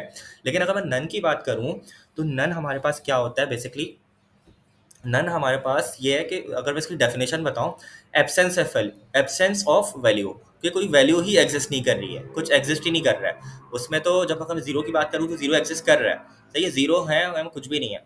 लेकिन अगर मैं ये कहूँ कि नन या नल, तो इसका मतलब ये है कि हमारे पास वैल्यू ही नहीं है। जीरो हमारे पास वैल्यू कंसिडर होती है, लेकिन नन क्या है, कोई वैल्यू ही नहीं है उसमें, कुछ एग्जिस्ट, कोई वैल्यू ही एग्जिस्ट नहीं कर रही। ठीक है, तो आई होप आप लोगों को समझ आ गई होगी ये बात। खैर, तो इसमें हम कैसे कर रहे होते हैं define, x is equal to none, इसी तरीके से हम कर रहे होते हैं कैपिटल एन के साथ। अगर मैं इसको स्मॉल कर दूंगा तो ये मसला करेगा। तो नन हमारे पास कैपिटल एन के साथ होता है, इसकी स्पेलिंग यही रहनी चाहिए। अब आगे देखते हैं आगे क्या कर रहे हैं ये लोग, इसकी टाइप को प्रिंट कर रहे हैं, फिर वैल्यू को प्रिंट कर रहे हैं, और फिर हमारे पास x is equal to y. अब ये क्या है, ये क्या हो रहा है, ये तो हमें पता चल गया कि इसकी टाइप प्रिंट होगी, ये इसकी वैल्यू प्रिंट हो जाएगी। हम क्या कर रहे हैं कि एस टी आर जो हमारे पास, सॉरी एस टी आर कह रहा हूँ, जो बस एक्स का वेरिएबल है, सही है, जो बस एक्स, ये गलत लिखा हुआ है यहाँ पे, ये एस टी आर नहीं होगा, क्योंकि ये जो वेरिएबल है ये नन का वेरिएबल है, तो यहाँ पे नन आना चाहिए। ठीक है, इस तरीके से टाइप हिंटिंग गलत की हुई है, तो आप लोगों ने देख लिया ये गलती हुई हुई थी। और ऑब्वियसली ये टाइप हिंटिंग है तो इन्फोर्स नहीं कर रहा, इसलिए कोई एरर भी नहीं दे रहा था, क्योंकि टाइप हिंटिंग है, यहाँ पे कुछ भी लिख सकते हो, कोई भी टाइप दे सकते हो, मसला नहीं करेगा। ठीक है, च- खैर, तो यहाँ पे हमारे पास वैल्यू आ जाएगी, इसको हम, ये जो नन का वेरिएबल है इसको हम यहाँ पे टाइप कास्ट कर रहे हैं, स्ट्रिंग में कन्वर्ट कर रहे हैं। ठीक है, और इसको प्रिंट कर रहे हैं, value of x is to none. ठीक है, अगर मैं बात करूँ एक्स इज टू वाई की, तो ये दोनों बेसिकली कंपेयर हो रहे हैं, एक्स वाई के बराबर है, जी हाँ, एक्स वाई के बिल्कुल बराबर है, दोनों की वैल्यू नन है, तो यहाँ पे भी ट्रू आ जाएगा। इसके बाद हम आईडी की बात करते हैं, तो अब आईडी का फंक्शन क्या कर रहा है, बेसिकली आईडी का जो फंक्शन होता है ना हमारे पास, वो क्या कर रहा होता है कि जो हमारे पास जहाँ पे ये वेरिएबल स्टोर है, एक्स जहाँ पे स्टोर है, एक्स कहाँ पे स्टोर था, एक्स हमारे पास किसी मेमोरी में स्टोर होगा, किसी एड्रेस पे, मेमोरी एड्रेस पे स्टोर होगा, तो वो जो मेमोरी एड्रेस है वो रिटर्न कर देगा, उसकी आईडी रिटर्न कर देगा। ठीक है, यानी कि बेसिकली हमारे पास एक यूनिक आइडेंटिफायर होता है आईडी, के जहाँ पे जो भी वेरिएबल है हमारे पास, इसका एक यूनिक आइडेंटिफायर रिटर्न कर देगा। ठीक है, इसी तरीके से अगर मैं y की बात करूँ, तो y जहाँ पे स्टोर है उसका भी एक यूनिक आइडेंटिफायर रिटर्न कर देगा। यूनिक आइडेंटिफायर मतलब कि उसका कोई यूनिक नंबर रिटर्न कर देगा। इसी तरीके से अगर मैं z की बात करूँ, तो z में भी यही होगा, ID of z, ID of x। तो अब x और y की वैल्यू बराबर है, ठीक है, तो इसने दोनों की सेम आईडीज रिटर्न कर दी, और तीनों की बल्कि। अब z में क्या हो रहा है, z बराबर है x के, तो जो x में वैल्यू है वही हमारे पास z में आ जाएगी, यानी कि बेसिकली z रेफर कर रहा है x को, z के अंदर वही है जो x के अंदर है। ठीक है, तो जो z की, जो x की वैल्यू होगी वही z की आईडी की वैल्यू आ जाएगी, तो तीनों की आईडी की वैल्यू बराबर आ गई। इसी तरीके से अगर मैं बात करूं x इज y, अब ये क्या कर रहा है, x इज y। अब एक्स इज वाई का मतलब ये है कि एक्स और वाई सेम ऑब्जेक्ट है या नहीं, यानी कि ये बोल रहा है कि एक्स और वाई जो हैं वो एक ही ऑब्जेक्ट को रेफर कर रहे हैं या नहीं कर रहे। ठीक है, तो दोनों के अंदर वैल्यू हमारे पास नन ही है, और नन हमारे पास बेसिकली एक सिंगलटन ऑब्जेक्ट होता है। ठीक है, सिंगलटन ऑब्जेक्ट मतलब कि उसका एक ही ऑब्जेक्ट होता है, पूरे जो हमारे पास पूरा इन्वायरमेंट होता है उसके अंदर हमारे पास सिंगलटन ऑब्जेक्ट होता है नन का। मतलब ये कि उसका एक ही इंस्टेंस बनना होता है। अब इंस्टेंस क्या है, हमने पढ़ा था क्लासेस और ऑब्जेक्ट्स, तो क्लासेस के ऑब्जेक्ट्स होते हैं, तो जो नन है हमारे पास, सही है, ये नन की जो हम बात कर रहे हैं, इस नन का पूरे के पूरे पाइथन या पूरे इन्वायरमेंट, जो हमारा इन्वायरमेंट है, जो हमारा कोडिंग का इन्वायरमेंट है, जहाँ पे हम लोग कोड कर रहे हैं, जहाँ जिस कंप्यूटर में कोड कर रहे हैं, प्रोग्राम लिख रहे हैं, उस कंप्यूटर के अंदर, इस पाइथन के इन्वायरमेंट के अंदर, इस नन क्लास का सिर्फ एक ही इंस्टेंस हो सकता है। सही है, सिर्फ एक ही इंस्टेंस, यानी कि सिर्फ एक ही ऑब्जेक्ट होगा। इसीलिए यहाँ पे जब हमने 2 दफ़ा या 3 दफ़ा हमने यहाँ पे नन असाइन किया वेरिएबल्स को, तो तीनों का हमारे पास क्या आ रहा है, एक्स इज वाई ट्रू और एक्स इज जेड ट्रू, यानी कि एक्स का जो ऑब्जेक्ट है वही ऑब्जेक्ट वाई का भी है, और एक्स का जो ऑब्जेक्ट है वही ऑब्जेक्ट जेड का भी है, तो दोनों केसेस में हमारे पास ट्रू आ जाएगा। ठीक है, समझ आई बात, कि एक्स जिस ऑब्जेक्ट को रेफर कर रहा है वही ऑब्जेक्ट हमारे पास वाई भी है, यानी दोनों सेम ऑब्जेक्ट्स हैं। ठीक है, तो ये बात याद रखनी है कि नन का हमारे पास एक ही ऑब्जेक्ट होता है पूरे पाइथन के एनवायरनमेंट के अंदर, वो एक ही इंस्टेंस हमारे पास बन रहा होता है उसका नन का। बाकी दूसरे जो वेरिएबल्स हो गए जैसे कि इंट हो गया, फ्लोट हो गया, और दूसरे जो ऊपर पढ़ के आए उनके हम मल्टीपल ऑब्जेक्ट्स क्रिएट कर सकते हैं। ठीक है, मल्टीपल इंस्टेंसेस क्रिएट हो सकते हैं उनके। नन का क्या हो रहा था, सिर्फ एक ही इंस्टेंस क्रिएट हो रहा होता है, तो इसीलिए एक्स इज वाई और एक्स इज जेड में बस ट्रू आ रहा है। इसी तरीके से अगर हम करें आई D x is I D of Z, अब यहाँ पे हमारे पास फॉल्स आ रहा है। क्यों? आप लोग बोलोगे कि आई डी एक्स बराबर है आई डी जेड के। सही है, आई डी एक्स जो है वो बराबर है आई डी जेड के। ठीक है, बिल्कुल सही कहा आपने। आई डी जो एक्स की है वही और आई डी जेड की दोनों बराबर हैं, इक्वल हैं, लेकिन इज यहाँ पे क्या कर रहा है? अब इससे पहले मैं जो है ना इसकी आगे वाली लाइन समझाने की कोशिश करूंगा कि आई D x I D Z जो बराबर हैं, तो वो तो ट्रू आ गया। यहाँ पे ये क्या चेक कर रहा है? आई डी ऑफ एक्स बराबर है किसके? आई डी ऑफ जेड के। बिल्कुल ऐसा ही है, आई डी ऑफ एक्स की वैल्यू बराबर है किसके? आई डी ऑफ जेड की वैल्यू के। ठीक है, अच्छा, तो ये बात तो हमें समझ आ गई कि ये इक्वल्स टू का जो ऑपरेटर है ये क्या कंपेयर कर रहा है? आईडी ऑफ एक्स, यानी कि दोनों की वैल्यूज को कंपेयर कर रहा है। आईडी ऑफ एक्स की वैल्यू क्या है? ये है। आईडी ऑफ जेड की वैल्यू क्या है? ये है। ठीक है, अब बात कर लेते हैं इसकी। ID of x is ID of Z. इससे पहले मैं वापस से एक बार इस पे आना चाहूंगा। ये क्या कर रहा था? X is why. एक्स का जो ऑब्जेक्ट है, इज का जो कीवर्ड है, बेसिकली वो क्या कर रहा होता है? क्या चेक करता है? If two objects are same object in memory, memory के अंदर दोनों ऑब्जेक्ट्स सेम हैं या नहीं। सही है, अब चेक कर लेते हैं क्या एक्स और वाई के ऑब्जेक्ट्स दोनों सेम हैं या नहीं है। चेक करते हैं। एक्स क्या है? नन। वाई क्या है? नन। तो नन का क्या होता है? अभी मैंने बताया, नन का जो हमारे पास इंस्टेंस है वो सिंगल टन होता है, एक ही ऑब्जेक्ट होता है पूरे, उसमें एक ही इंस्टेंस होता है इन्वायरमेंट में। तो जब एक ही इन्वायरमेंट है तो एक्स का जो नन का ऑब्जेक्ट है, वाई का जो नन का ऑब्जेक्ट है, दोनों सेम होंगे, इसलिए यहाँ पे ट्रू आ गया। सेम टू सेम यही कॉन्सेप्ट जेड में भी, एक्स इज जेड, दोनों के नन के ऑब्जेक्ट एक ही हैं, सेम है, इसीलिए यहाँ पे ट्रू आ गया। लेकिन यहाँ पे जब हमने I D of x is I D of Z किया तो यहाँ पे फॉल्स आ रहा है। क्यों? अब समझते हैं बात को। I D of x basically return क्या कर रहा है? I D of x basically एक इंटीजर का ऑब्जेक्ट रिटर्न कर रहा है। सही है, एक इंटीजर रिटर्न कर रहा है, और वो जो इंटीजर रिटर्न कर रहा है, ये जो इंटीजर रिटर्न कर रहा है आईडी ऑफ एक्स, रिटर्न मतलब के बाहर फेंक रहा है। ये एक फंक्शन है आईडी का जिसमें हम एक्स को एक्स पैरामीटर दे रहे हैं। एक्स क्या है? एक्स के अंदर नन है, तो आईडी क्या करता है? यूनिक आइडेंटिफायर रिटर्न करता है या फेंकता है बाहर फंक्शन से। सही है, तो जो ये चीज़ फेंक रहा है वो क्या है? एक इंटीजर है। ठीक है, ये बात समझ आ गई कि वो इंटीजर है। लेकिन बात ये है कि यहाँ पे वो जो इंटीजर है, वो इंटीजर किसी क्लास से बिलोंग कर रहा है। किस क्लास से? इंट की क्लास से। और वो जो इंटीजर है हमारा, वो जो नंबर है हमारे पास, वो किसी इंटीजर की क्लास से बिलोंग कर रहा है। ठीक है, इसी तरीके से ये जो आई डी ऑफ जेड है ये क्या कर रहा है? सेम टू सेम यही कर रहा होगा। ठीक है, ये भी यही कर रहा होगा। क्या कर रहा होगा? ये भी हमारे पास क्या कर रहा है? Returns the identity of an object. एक ऑब्जेक्ट रिटर्न कर रहा है इंट का, यानी इंटीजर रिटर्न कर रहा है जो कि किसी ऑब्जेक्ट से बिलोंग कर रहा हो। तो ये दोनों आईडी ऑफ एक्स और आईडी ऑफ जेड एक ऑब्जेक्ट रिटर्न कर रहे हैं इंटीजर का। ठीक है, तो ये दो जो ऑब्जेक्ट्स रिटर्न हो रहे हैं ये दोनों सेम नहीं हैं।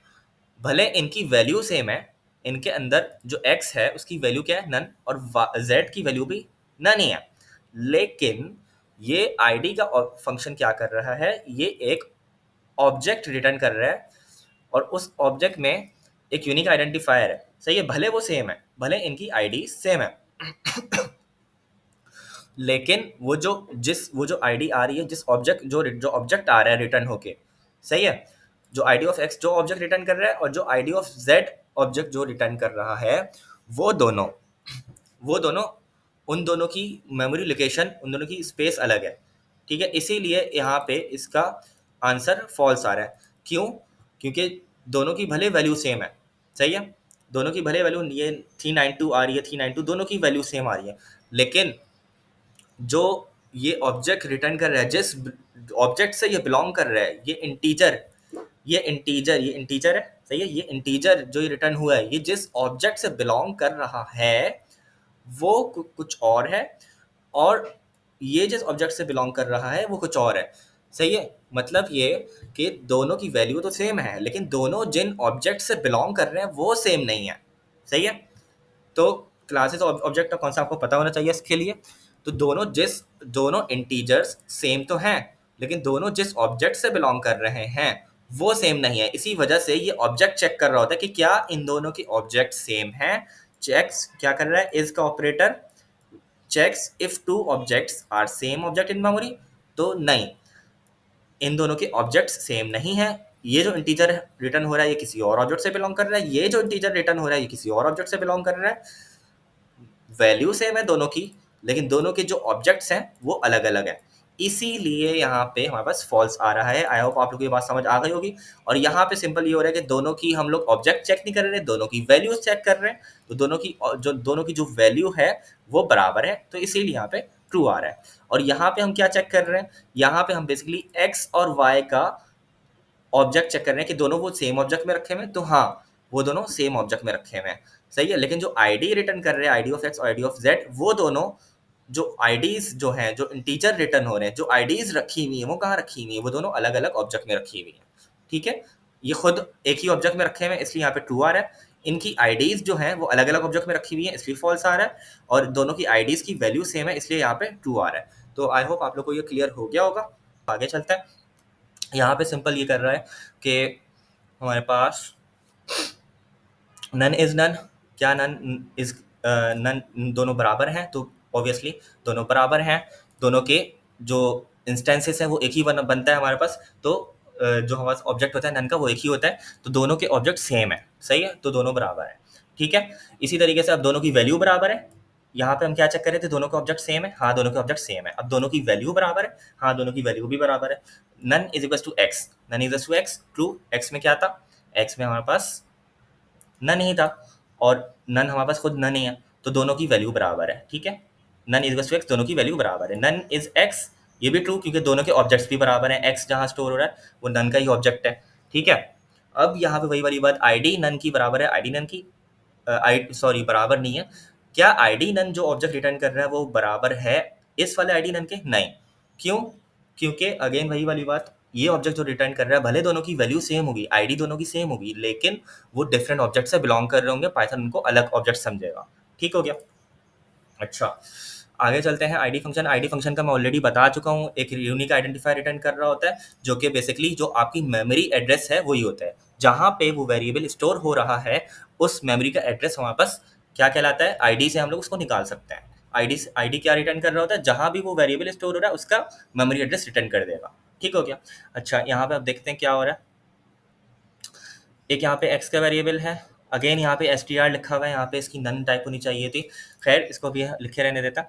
तो इसको हम क्या कर सकते हैं, x is to none, y is to none, z is to x. तो यहाँ पे वही चीज़ है, आईडी ऑफ एक्स निकाल रहे हैं, आईडी ऑफ वाई निकाल रहे हैं, और आईडी ऑफ जेड निकाल रहे हैं। अच्छा, ये लोग ये बात कर रहे हैं कि आईडी ऑफ एक्स निकाली और उसको स्ट्रिंग में टाइप कास्ट कर दिया। सही है। यानी कि आईडी ऑफ एक्स हमने जो निकाली वो इंटीजर आया, उस इंटीजर को हमने स्ट्रिंग में टाइप कास्ट कर दिया और उसको कन्वर्ट करके स्ट्रिंग के साथ कॉन्कैटिनेट कर दिया। प्लस का साइन वापस कॉन्कैटिनेट कर रहे होते, दो स्ट्रिंग्स को मिला रहे हैं, इस वाली स्ट्रिंग को, ये वाली जो पूरी स्ट्रिंग है इसको, और ये वाली स्ट्रिंग को, इन दोनों को हम कॉन्कैटिनेट कर रहे हैं प्लस के जरिए। तो वही बोल रहे हैं कि आईडी ऑफ एक्स बराबर है इसके आईडी ऑफ वाई, तो तीनों की आईडीज बराबर आ रही है। The variable x and y share same memory space. क्या इन सब की मेमोरी सेम है? हाँ, तो इन सब की मेमोरी सेम है। यहाँ पे हम कंपेयर कर सकते हैं, आईडी ऑफ एक्स की वैल्यू बराबर है किसके, आईडी ऑफ वाई के। बिल्कुल ऐसा ही है, आईडी ऑफ एक्स हमारे पास इसके बराबर है और आईडी ऑफ वाई हमारे पास इसके बराबर है, दोनों की वैल्यू सेम है। तो इक्वल टू के जो ऑपरेटर असाइन, ये इक्वल टू के जो ऑपरेटर है हमारे पास, इससे हमने चेक कर लिया कि क्या दोनों की वैल्यू सेम है। हाँ, दोनों की वैल्यू सेम है। यहाँ पे हमने इसको चेक कर लिया, यहाँ पे इसने क्या दे दिया, इस वाली लाइन का जो आउटपुट है वो क्या है, ये है ट्रू। ठीक है। अगर दोनों की आईडीज इक्वल नहीं होती, दोनों की वैल्यूज चेंज होती, यहाँ पे 91 होता, यहाँ पे 93 होता, तो दोनों की वैल्यूज अलग अलग हो जाती, तो फॉल्स आ जाता। सही है। अच्छा, अब ये बोल रहे हैं false in boolean context none is considered as false. जो फॉल्स है हमारे पास, वो नन जो है हमारे पास फॉल्स कंसिडर हो रहा होता है। ठीक है। नन हमारे पास ट्रू कंसिडर नहीं हो रहा होता। अच्छा, इसका क्या मतलब हुआ? इसका मतलब ये हुआ कि अगर मैं इफ एल्स की कंडीशन लगाऊँ और यहाँ पे मैं नन लिख दूँ, यानी कि हमें पता है कि इस ब्लॉक के अंदर, इस इफ की कंडीशन के अंदर क्या हो रहा होता है, जो भी चीज़, अगर ये चीज़ ट्रू हो गई, अगर ये कंडीशन ट्रू हो गई, अगर मैं इसको लिखूँ 10 इज ग्रेटर देन 6, तो ये ट्रू हो रहा है ना, 10 बड़ा है किससे? 6 से। सही है। तो कौन सी लाइन प्रिंट होगी? ये वाली लाइन प्रिंट होगी। सही है। अगर मैं इसको अभी चलाऊं तो इफ ब्लॉक प्रिंट हो रहा है, if block this line of, ये पूरा एग्जीक्यूट हो गया। ऐसा ही है ना। अब अगर मैं इसको चलाऊं, वापस से नन करूं और मैं चलाऊं, अब क्या होगा? अभी हमने क्या लिखा कि नन कंसिडर फॉल्स होता है, तो ये फॉल्स हो गया, तो एल्स वाला चलेगा अब। ठीक है, अब मैं चलाता हूँ तो एल्स का ब्लॉक चलेगा। तो नन अगर हम लोग कंसिडर करेंगे तो उसको एज अ फॉल्स कंसिडर करेंगे, ये दूसरा ब्लॉक चलाएगा। ठीक है, नन हमारे पास फॉल्स होता है। अच्छा, इंटीरियर डिटेल्स देख लेते हैं। आगे चलते हैं। मेमोरी स्पेस शेयरिंग, वही वाली बात अगेन, आईडी के ज़रिए हम लोग अ, वही वाला काम कर रहे हैं कि ये बता रहे हैं कि आईडी के ज़रिए हम लोग ये देख सकते हैं कि सेम मेमोरी है या सेम मेमोरी नहीं है। एक्स वाई जेड हमने तीनों को वन वन असाइन किया, एक्स और वाई को वन वन असाइन किया, और एक्स का रेफरेंस हमने पास कर दिया जेड में। ठीक है, यानी कि जेड पॉइंट कर रहा है किसको? एक्स को। ठीक है। अच्छा, तीनों की वैल्यू प्रिंट की, तीनों की आईडी प्रिंट की। सही है। यहाँ पे तीनों की वैल्यूज़ आ गई, तीनों की आईडीज़ आ गई हमारे पास। ठीक हो गया। तीनों की आईडी सेम है ऑब्वियसली। क्यों सेम है? क्योंकि मैंने बताया था, इसलिए सेम है कि यहाँ पे हमारे पास वन और वन हमारे पास जो है वो कौन सी रेंज के अंदर है? -5 से 256 के अंदर है। ठीक है। तो तीनों की रेंज, तीनों की जो आईडीज होंगी वो इक्वल होंगी। क्यों? क्योंकि दो तीनों की जो वैल्यूज है वो वन है, वन इसके अंदर है। तो पाइथन इनको क्या करेगा? इनकी कॉपी नहीं बनाएगा, इनको सेम ऑब्जेक्ट रेफरेंस पे सेट कर देगा। तो तीनों की आईडीज भी सेम होंगी। ठीक हो गया। अगेन वही वाली बात ये लोग कर रहे हैं कि आई डी एक्स बराबर है आई डी वाई के, दोनों की वैल्यूज बराबर है। ठीक हो गया। I D x is I D y, ये फॉल्स हो जाएगा क्योंकि दोनों की वैल्यूज तो बराबर है, लेकिन दोनों के ऑब्जेक्ट्स जो बन रहे हैं वो डिफरेंट बन रहे हैं। ठीक है। जो दोनों जिस ऑब्जेक्ट से बिलोंग कर रहे हैं, आई डी एक्स क्या रिटर्न कर रहा है? एक इंटीजर रिटर्न कर रहा है, वो किस ऑब्जेक्ट से बिलोंग कर रहा है? वो दूसरे ऑब्जेक्ट से बिलोंग कर रहा है। और आई डी वाई जो रिटर्न कर रहा है इंटीजर, वो दूसरे ऑब्जेक्ट से बिलोंग कर रहा है। ठीक हो गया। तो दोनों इसलिए यहाँ पे फॉल्स आ गया। अच्छा, यहाँ पे बोल रहे हैं when you need to concatenate anything you need to cast it to str। ये बोल रहे हैं कि ऑब्वियसली जब आप स्ट्रिंग के साथ कॉन्कैटिनेट करेंगे, ये वाली बात मैं बता चुका हूँ। तो अगर मैं इसको इस तरीके से करता str हटा दूँ और id यहाँ पे मैं डायरेक्ट लगा दूँ, तो ये मुझे एरर दे देगा। सही है। ये बोल रहा है कि यहाँ पे आपने स्ट्रिंग के साथ इंटीजर को रख दिया है, ऐसा नहीं कर सकते आप। ठीक है। तो स्ट्रिंग के साथ यहाँ पे मैं इसको इंटीजर को नहीं रख सकता। यहाँ पे मैं ऑब्वियसली इसको किस में कन्वर्ट करूंगा? इस आईडी को, इस इंटीजर को किस में कन्वर्ट करूंगा? स्ट्रिंग के अंदर, और फिर कॉन्कैटिनेट करूंगा, फिर दोनों को मिलाऊंगा। एक स्ट्रिंग और एक इंटीजर को आप नहीं मिला सकते। ठीक हो गया। अच्छा, आगे चलते हैं। अब इंटीजर इंटरनिंग, वही वाली बात क्या बोला मैंने बता चुका, ये वाली बात -5 to 256। यहाँ पे हम लिटरल्स की बात कर लेते हैं या इंटरनिंग की बात कर लेते हैं। पाइथन क्या कर रहा होता है? -5 to 256 पहले से इसने असाइन किए हुए होते हैं, रखे हुए होते हैं अपने पास स्टोर करके। अगर मैं यहाँ पे अभी यहाँ पे इन लोगों ने क्या लिया? -6 और यहाँ पे -6। अब हम बात कर लेते हैं, अब देखते हैं क्या होता है। हमने क्या किया? x और y को -6 असाइन किया और z को x असाइन किया। अब हम इनकी आईडीज चेक कर लेते हैं। तो यहाँ पे -6 की आईडी आ रही है 664, इस वाले -6 की आईडी आ रही है 640, इस वाले z के अंदर जो -6 है उसकी आईडी आ रही है 664। सही है। अच्छा, आप लोग बोलोगे कि पहले और तीसरे वाले की आईडी सेम क्यों है? इसलिए सेम है कि पहला वाला हमने जो x लिया वो -6, और जो थर्ड वाला z के अंदर हमने क्या किया? -6 नहीं लिखा, बल्कि x के अंदर जो हमारे पास वैल्यू है वही वैल्यू को हमने रेफरेंस करा दिया z के अंदर। यानी z किसको रेफर कर रहा है? x को ही। तो बेसिकली z और x की आईडी सेम है। z के अंदर हमने कोई नया नया नंबर नहीं रखा, बल्कि वही नंबर रख दिया जो x के अंदर था। इसीलिए दोनों की आईडीज भी सेम है, क्योंकि दोनों सेम वेरिएबल, सेम वैल्यू को पॉइंट कर रहे हैं। सही है। जबकि हमारे पास y जो है, हालांकि उसके अंदर -6 ही है, x के अंदर भी -6 है, y के अंदर भी -6 है, लेकिन पाइथन इन दोनों को अलग कंसीडर करेगा। क्यों? क्योंकि मैंने अभी बताया था कि यहाँ पे बस जो -5 to 256 के अंदर नंबर होते हैं उनको हम सेम कंसीडर कर रहे होते हैं। वो अगर सेम है तो फिर हो सकता है, अगर मैं यहाँ पे -5 कर दूँ, यहाँ पे भी मैं -5 कर दूँ, और यहाँ पे अब मैं इसको रन करूँ अगर, तो आप लोग देखोगे तीनों की आईडी सेम आएंगी। सही है।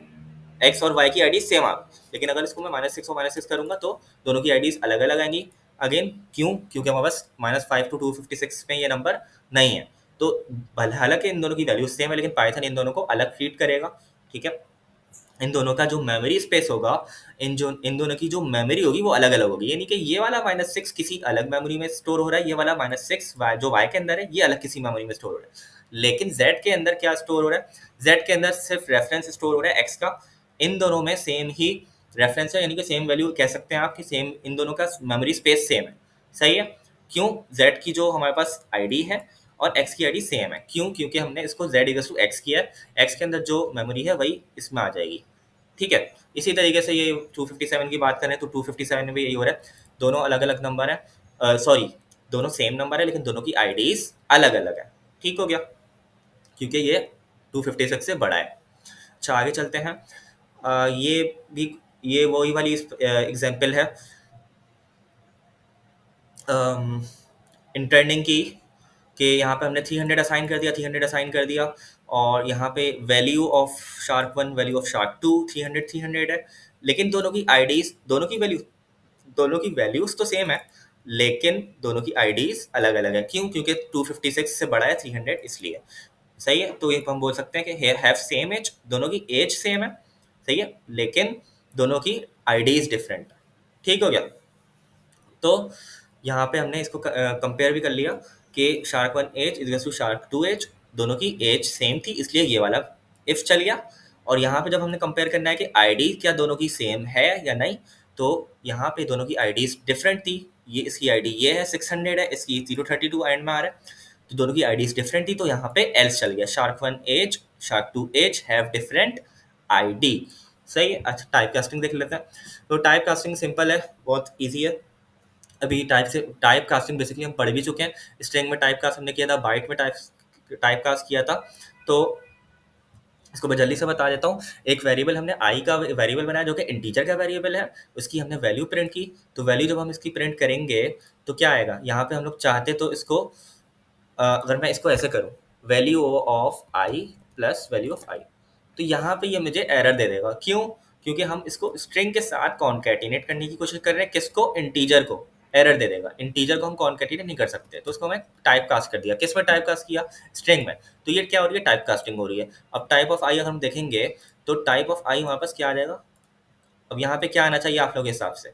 टाइप ऑफ आई क्या है? टाइप ऑफ आई हमारे पास इंटीजर, आई क्या है? इंटीजर।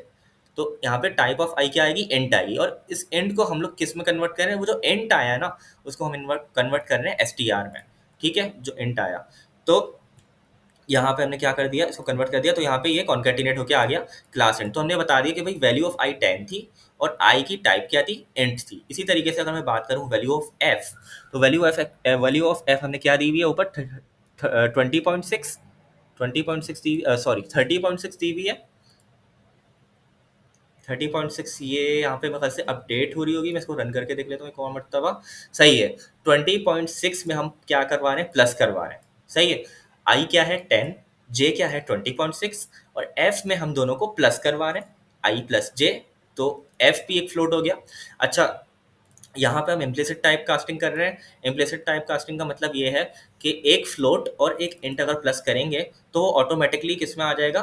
फ्लोट में आ जाएगा। सही है। तो यहाँ पे आप लोग देखो, एफ की जो टाइप है वो फ्लोट है। फ्लोट का मतलब क्या होता है कि पॉइंट के बाद भी आपके पास नंबर्स आ रहे होंगे, जैसे 20.6, 20.7, 30.8। ठीक है, इस तरीके से नंबर्स आ रहे होंगे। और इंटीजर का मतलब ये कि 10 पॉइंट के बाद कोई वैल्यू नहीं होगी। सही है। तो दोनों को जब हम प्लस किया तो 30.6 हो गया। अब अगर इसकी वैल्यू चेक करूं तो उसकी वैल्यू आ जाएगी 30.6, उसकी टाइप आ जाएगी फ्लोट। अब मैं F1 की बात कर लेता हूँ। F1 में 66.89 है, तो F1 में 66.89, और यहाँ पे इसकी टाइप फ्लोट। I1 की बात कर लेते हैं। I1 में क्या, अब देखते हैं I1 में क्या हो रहा है। अब हम लोग यहाँ पे क्या कर रहे हैं? टाइप कास्टिंग कर रहे हैं। सही है। कैसे? हमने क्या किया, F1 जिसके अंदर एक फ्लोट है, एक फ्लोट को हमने इंट बना दिया। अब आप लोगों को सवाल होगा कि फ्लोट को इंट कैसे बनाए? फ्लोट को इंट बनाने का मतलब तो ये है कि जो इसकी एंड की वैल्यू और डेसिमल की बात की वो तो लॉस्ट हो गई। सही है। तो जी हाँ, बिल्कुल ऐसा ही होगा। जब हमने F1 को I1 में कन्वर्ट किया, यानी कि इस तरीके से इंट का एक फंक्शन लिया, उसके अंदर F1 पास किया, तो ये कन्वर्ट कर रहे हैं फ्लोट को इंटीजर में। ठीक है। तो अब क्या होगा कि इसका जो डेसिमल पार्ट है, यानी डेसिमल के बाद जो 8 9 है वो लॉस्ट हो जाएगा। सही है। इसमें हमारे पास डाटा लॉस हो रहा होता है, इसीलिए इसको हम लोग रिकमेंड नहीं करते इस चीज़ को, अनलेस एंड अनटिल बहुत ज़रूरी है आपको तो आप लोग कर सकते हो। लेकिन इसमें हमारा डाटा लॉस हो रहा होता है, जो फ्लोट की जो डेसिमल की बात की वैल्यू है वो क्या हो जाएगी, लॉस हो जाएगी। और I1 में हमारे क्या स्टोर हो जाएगा, 66 आ जाएगा सिर्फ और सिर्फ। सही है, अब मैं अगर चेक करूँ I1 में क्या आया, 66। सही है, जब हमने इसको प्रिंट किया वैल्यू ऑफ I1, तो I1 को कन्वर्ट कर दिया स्ट्रिंग में। ये तो सिर्फ हम कॉन्कैटिनेट करने के लिए कर रहे हैं, सही है, इसका कोई ताल्लुक नहीं है। तो वैल्यू क्या आ रही है लेकिन 66, I1 में क्या आ रही है 66। और टाइप क्या है आई की, ऑब्वियसली हमने इसको इंट में कन्वर्ट कर दिया है I1 को, और सॉरी F1 को इंट में कन्वर्ट करके I1 में स्टोर कर लिया था, तो अब इसकी टाइप क्या हो गई, इंट हो गई। ठीक है, तो यहाँ पे वापस क्या आ गई, टाइप इसकी इंटीजर आ गई।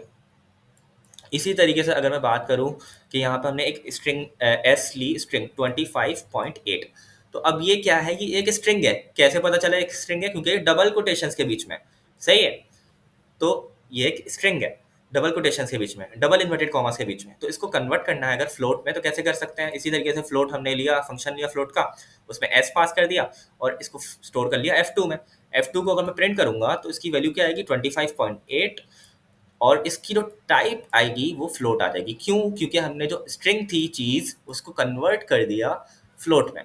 ठीक है, शर्त ये है कि इसमें आपको कोई इस स्ट्रिंग के अंदर को अगर मैं कोई लेटर वेटर डाल दूं उस तरीके से, तो मसला करेगा ये, सही है, तब मुझे मेरे ख्याल से ये एरर दे देगा।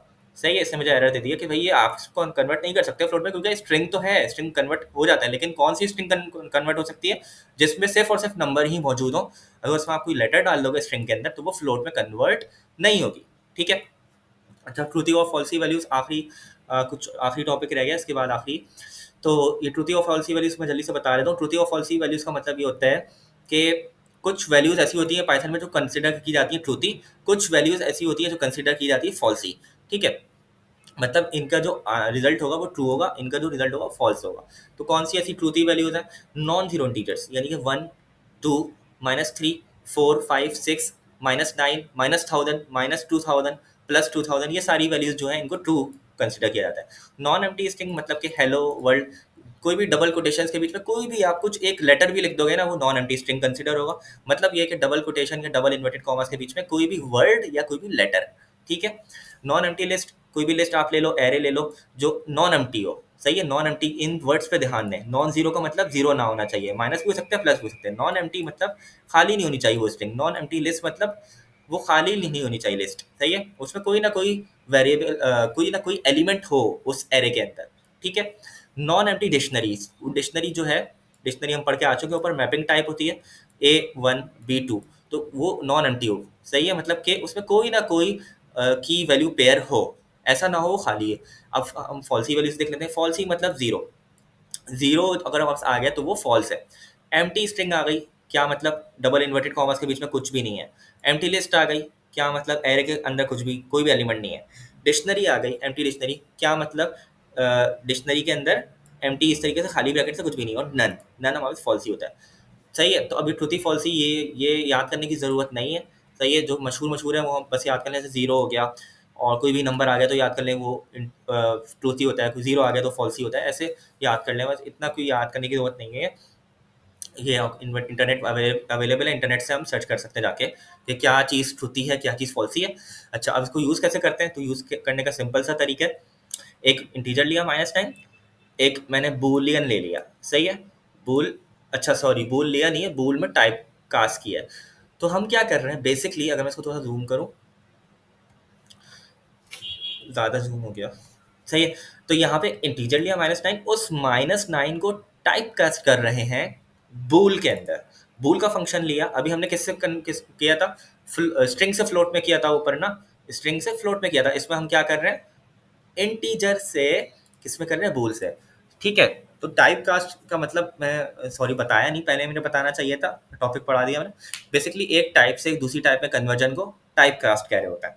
ठीक है, तो यहाँ पे हम क्या कर रहे हैं, इंटीजर से बूल में कन्वर्ट कर रहे हैं। तो अगर मैं इस -9 को इंटीजर से बूल में कन्वर्ट करूंगा तो क्या आना चाहिए, अब ये ट्रूथी वैल्यू है, तो ट्रूथी वैल्यू का मतलब बूल में ये ट्रू बनना चाहिए।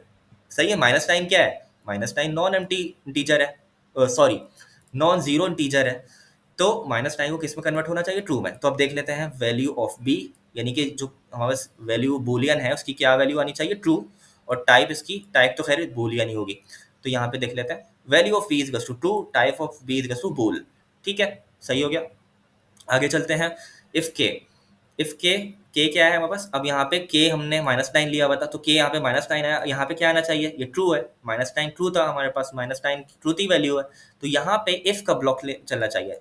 इफ़ ब्लॉक चलेगा हमारे पास, this line of code will execute, if block this line को ऑफ कोड विल एग्जीक्यूट, ये चल गया, सही है। तो हमारे पास ये वाली चीज़ भी क्लियर हो गई हमें कि इफ़ क्यों चला, क्योंकि के हमारे पास ट्रू वैल्यू है, के में -9 था।